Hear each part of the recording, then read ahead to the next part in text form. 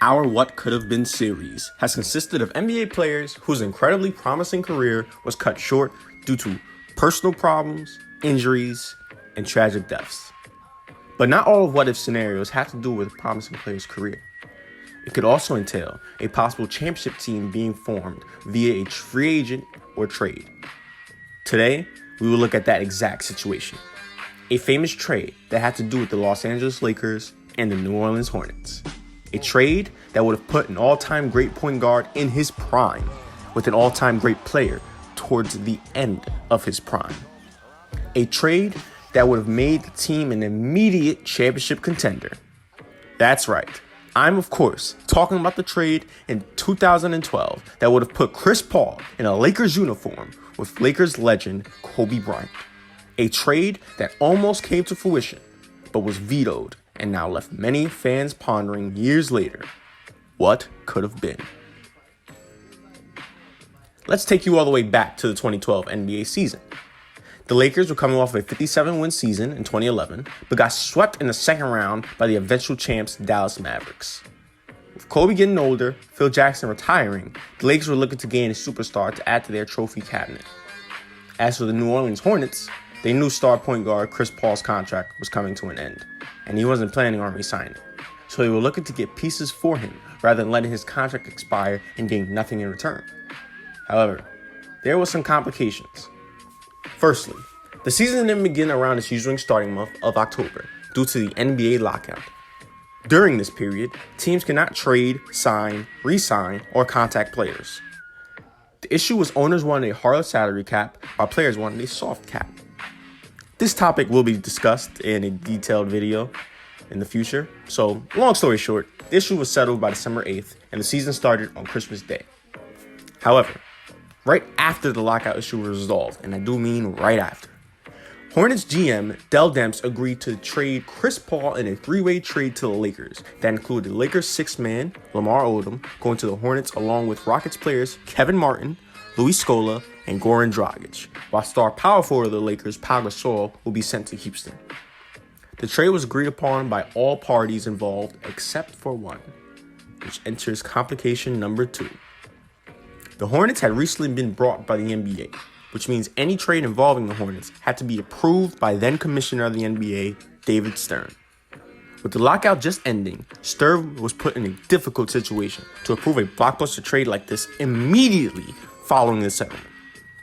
Also, Stern was under heavy pressure by other NBA owners as they deemed this trade to be unfair and fishy, considering the lockout forbids trade.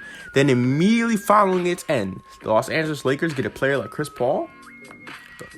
The owners felt it was favoritism to the historical and large market franchise of the LA Lakers to get a player like Chris Paul during this time, especially considering the Lakers were still planning to trade for superstar center Dwight Howard, as the Paul trade would not have affected the future trade for Dwight.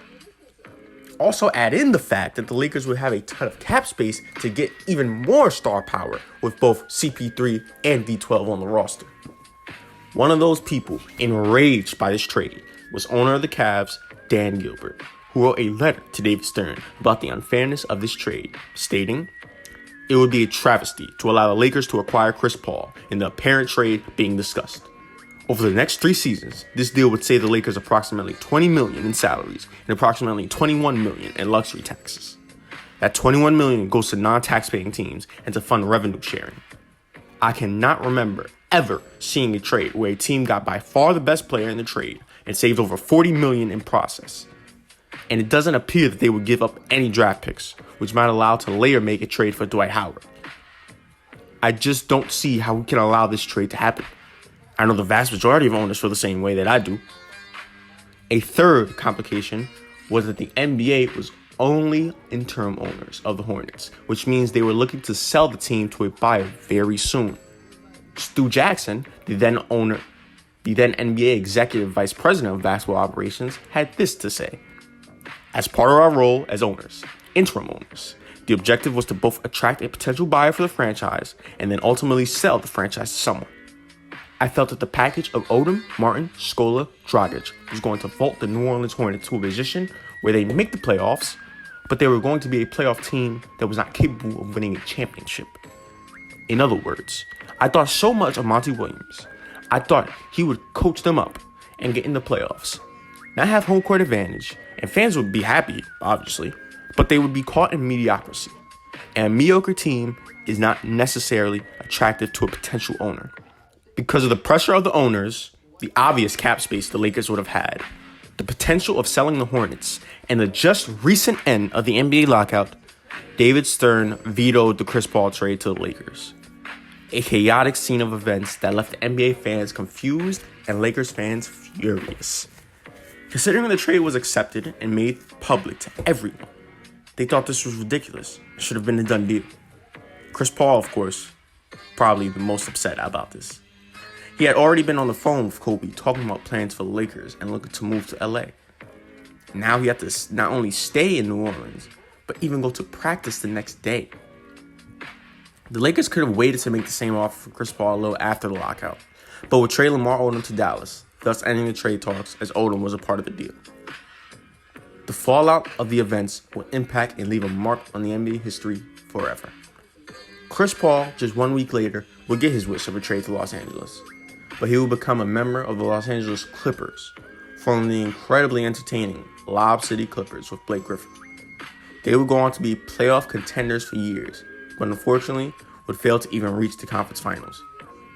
Despite this, the Clippers were a joke of a franchise before the trade, not having barely any success at all in their history.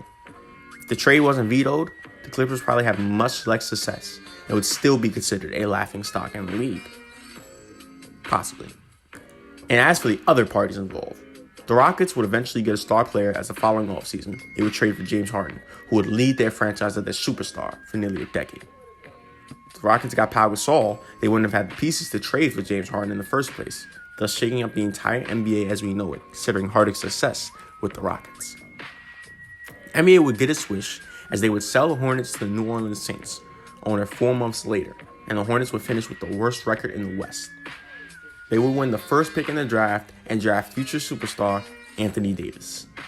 With the pieces they would have gotten from the CP3 trade, it's unlikely they get Anthony Davis, which means AD probably goes to Charlotte or Cleveland, and who knows how that affects LeBron going back to Cleveland in the future. As for the Lakers, they would still trade for Dwight Howard in the following offseason, as well as signing 2-time MVP Steve Nash.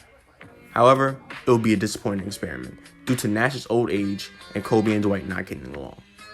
They only lasted 1 year together, and Kobe would tear his Achilles due to the weight of carrying the Lakers on his back in the 2013 season.